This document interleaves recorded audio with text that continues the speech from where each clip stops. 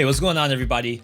I'm VeeDotMe. I'm gonna give you the top 3 Brutality builds for Dead Cells. This is basically from a 4BC and higher perspective. The builds I'm choosing are hopefully easy to use and don't require a ton of mechanical skill.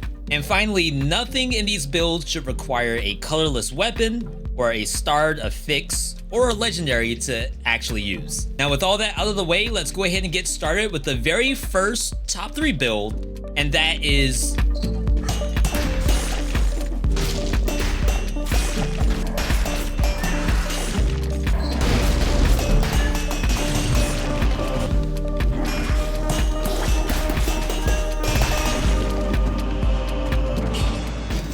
Paku was added to Dead Cells thanks to a huge amount of community requests. Since then, I usually rate it as an average weapon, but due to the most recent updates to both combo and melee mutations, this weapon has become one of the best in slot. Usually when you're playing Paku, the issue with the weapon is that you're looking for monster faces in order to kill it before it kills you.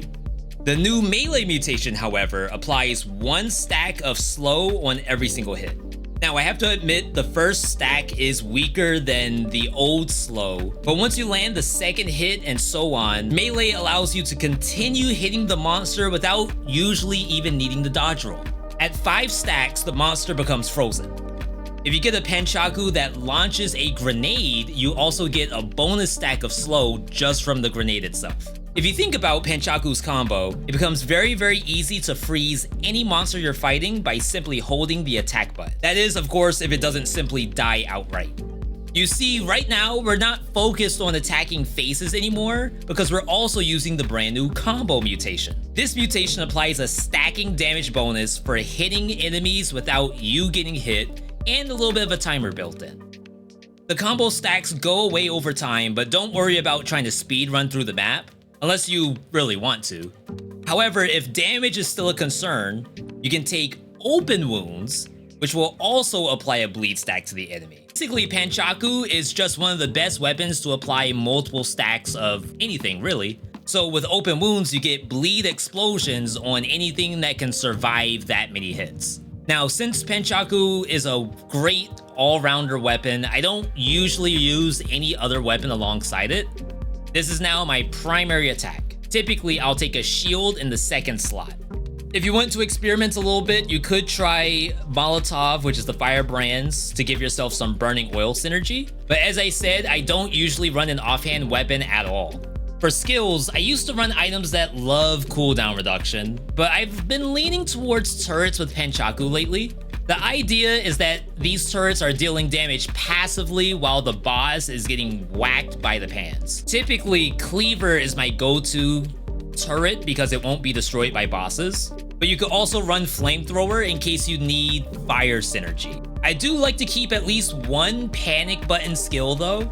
This is a skill that if I'm getting mobbed by a lot of monsters, or perhaps I'm surprised by something teleporting in, then I can clear all of the monsters around me. Usually this would be Cluster Grenade or Powerful Grenade, but you could also opt into Knife Dance. Now, the best part about this build is that you can go into every biome and every boss. Whether it's birds, Oven Knights, even Gold Gorgers are all locked up thanks to the slow from melee mutation. Some regular monsters can't be stunned, but there isn't a single one that won't die to melee. Even for bosses without a face, the amount of combo stacks you get on something like Conjunctivius or the Giant is absolutely absurd. On paper, this weapon isn't supposed to do well in these fights, but because Dead Cells is not in a vacuum, I never worry about my damage whenever I'm using Paku versus something like Conjunctivius. The final tier of bosses are really up to you and your playstyle. I would imagine Hand of the King being the easiest as he gives you the most time to do the Paku combo. Dracula could be the next easiest for basically the same reason, but the second form will be immune to a lot of the turrets that you might bring in. Even servants aren't actually too bad so long as you don't greed for the combo and dodge roll whenever you need to. However, Queen herself does dance around a little bit. Once Queen starts the reality slash, she's basically a sitting duck. You may take a few hits during this fight, and that's okay because it is the last one. But actually, if you don't mind taking hits at all, the next build loves getting hit. And thanks to the Everyone is Here update, the build just got even better.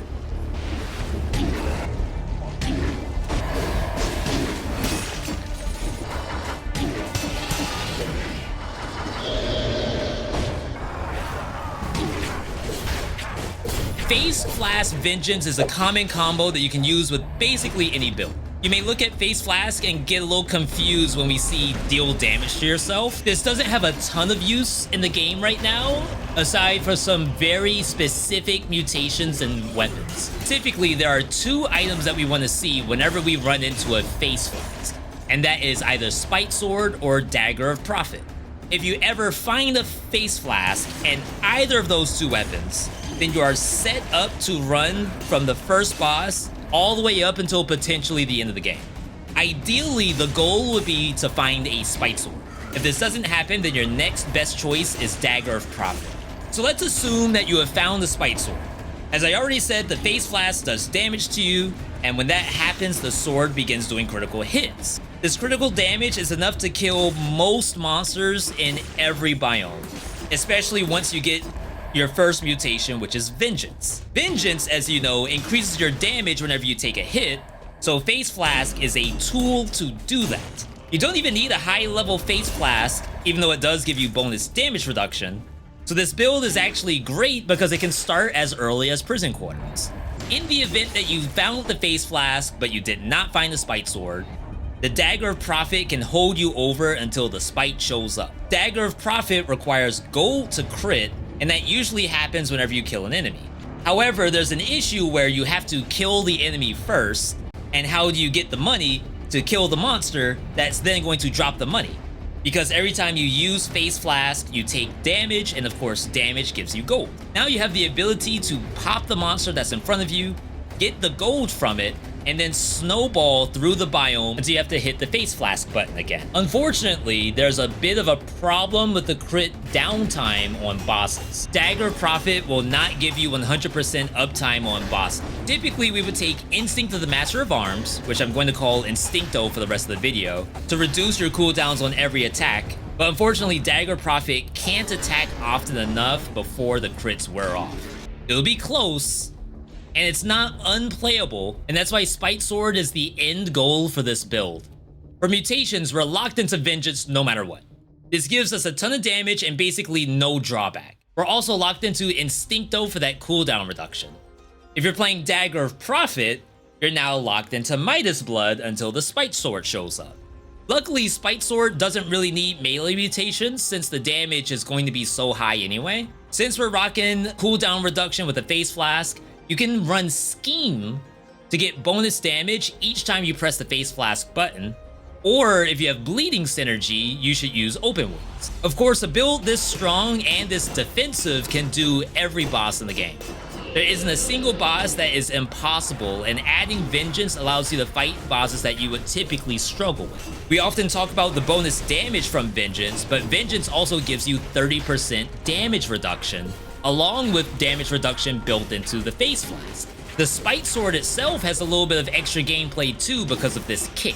Against most monsters, the kick is actually displacement. It'll knock the monster back, staggering it out of its attack. In some cases, I've even knocked Hand of the King and Spoiler out of their attacks, but you do have to be careful because this will change their attack pattern. When it comes to top 3 builds, my favorites are ones that require the least brain power to use, and a build like this allows me to hold the attack button with Vengeance active, reducing the damage I take. Then also, I sometimes interrupt bosses with a kick.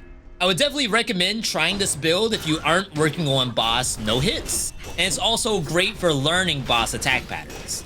As I said, Face Flask Vengeance can be pretty popular, but the next one that I have for you is completely new to me. In fact, this was a community suggestion which required me to test it out, and I gotta say it's actually pretty clean.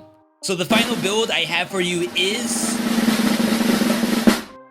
Since I'm lucky enough to stream and post YouTube vids on Dead Cells, I get a good amount of people who send builds to me. A community member actually suggested Nail as a dual bind weapon, and to my surprise, it's actually very effective. If you don't know about dual binding in Dead Cells, check out the Dead Cells Combat Secrets video that I made for a quick recap. But long story short, we're holding both attack buttons together with hold to attack enabled in the menu, and the game intelligently attacks with both weapons one after the other. For this build specifically, we want the game to alternate between the Nail and Snake Fang as quickly as possible. So why Nail? Out of all of the melee weapons in the game, as well as ranged weapons, what makes Nail so special for a dual bind? The answer is that Nail actually does not have a combo. All Nail has is a slash forward unless you're holding the up button to up swipe or down to down swipe. What this means is that Nail in the leftmost slot will always try to slash one time between the secondary weapons combo. You can see this usually with a throwing knife or a firebrand, but for this build, we want Nail specifically, which I'll explain a little later. The second weapon could be many things, but in this build, we're using Snake Fang. Snake Fang by itself, a fun weapon to use, but it needs a little bit of setup before it starts doing good damage.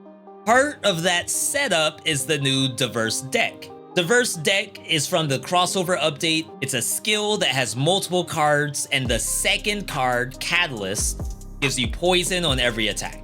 Snake Fang already loves this, but when we're using the Nail, Nail slashes first and does 1 stack of poison.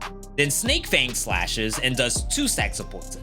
You can see how this starts to apply a lot of poison in a short period of time, because the swipe between the Nail and the Snake Fang is extremely fast. But even still, we aren't necessarily begging for poison stacks. And that's because we're using, again, melee mutation and combo. Whenever you're running Snake Fang, melee and combo are pretty reliable as is, but with the inclusion of Nail, we now get the chance to do more slow and more combo stacks, which in the end gives you more damage. That's the difference between running this with throwing knives or firebrand, because those don't apply those mutations.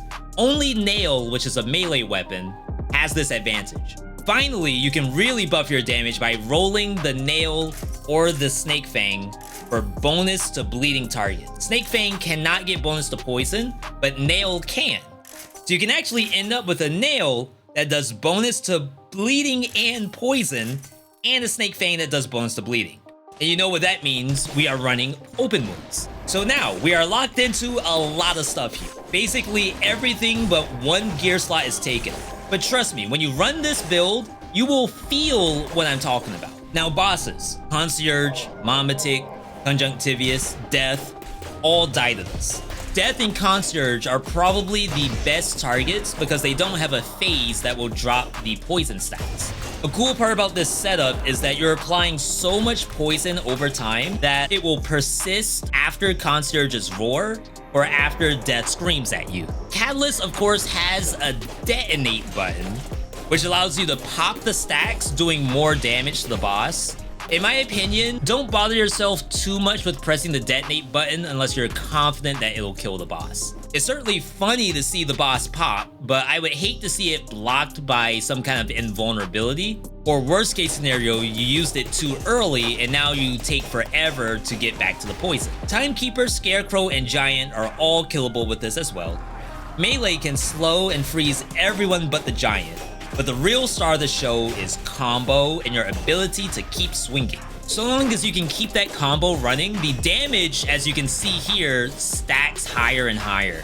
Finally, between Hand of the King, Queen, and Dracula, if you plan to go to Queen, be warned that the teleport for the Snake Fang might send you below her during Reality Slash. Sometimes I'll even just attack with the Nail if she's doing this, that way I don't have to miss my attack. If you plan to go to Dracula, be careful of the laser beams he shoots from his mouth. Sometimes I found myself teleporting into his laser by mistake. So again, you can either just use the Nail or focus on dodging until the lasers are finished. At this point, melee is also worthless on Dracula, so feel free to change it to either Instincto or some kind of defensive mutation. Keep in mind, however, we haven't really talked about that final gear slot. We're already locked into a ton of mutations, and we aren't really using Instincto in the biomes, so I don't care about cooldown reduction at all. I'm also spending a little bit of brain power focusing on holding down both attack buttons, while also watching out for dodge rolls. To reduce that mental stack while playing the game, I'm kinda leaning towards Maria's cat or Lil Staffy for that final slot. Both of these pets act on their own. You can press the button for the pet every once in a while, and that's fine so long as it doesn't take over your primary gameplay. Lil Staffy is good because you're using open wounds, which applies bleed, that helps Staffy digivolve a lot sooner than you would typically have in a different build. Maria's cat has the advantage of climbing onto your back, so while you are teleporting onto monsters with Snake Fang, the cat is actually slashing the monster at the same time. My real worry about this build is that mental stack on the player. If you end up trying this one, let me know in the comments how difficult it was for you to hold the buttons together for so long. You may end up changing one of the attack buttons to, let's say, a shoulder button, or you could simply go into custom mode and turn dual binding on that way, but you will lose the ability to gain achievements if you turn this on. Now, I think I called that the final build, but in reality, I have a couple bonus builds for you. We're gonna change it up this time and make wish builds for whatever you're running Brutality. If you don't have wish yet, it's a mutation that comes from boss rush. Definitely make sure you get that. But if you're playing Brutality, there's a couple of really cool wish targets that would make for some really exciting runs. One is Legendary Serenade. Typically, getting a Legendary Serenade allows you to use 2 Serenades at once. The Legendary version will stay out indefinitely. You will summon this and then never equip it. The second Serenade is the one that you have in your hand. This one will be your primary attack button, and you won't be swapping the Serenade out at all. Serenade on its own is actually very strong, so being able to run a pure Serenade setup is even better. The only thing you really lose here is a skill slot for big mobs of monsters, but trust me, getting through bosses and elites with this setup is some of the most impressive damage I've seen in this game. The second wish build I have for you is actually Legendary Gun. You heard me right, the machete and pistol turns into a gun when you use wish for it. Why is this so good on Brutality? Well, the gun, funny enough, is a melee weapon. It does not work with point blank and it does not work with networking. However, because it's a melee weapon, we're now using melee mutation, open wounds, combo, scheme, or whatever else. What's really cool about the gun is that it also goes through shields and ignores the Thorny's back. Matter of fact, it's just a super effective, no thinkies, one button build where you just run through the biome and blap any monster that you see. And there you have it, multiple Brutality builds for you to try. And hey, you can find even more builds on the videos that you see popped up on the screen. If you made it this far, leave a like on the video, subscribe if you want to see more. I post gameplay and guides for roguelikes basically every week. Don't forget to leave a comment and let me know which build you like the best, and if I left out a top 3 build for you. Either way, hope you enjoyed it, and I'll see you next time.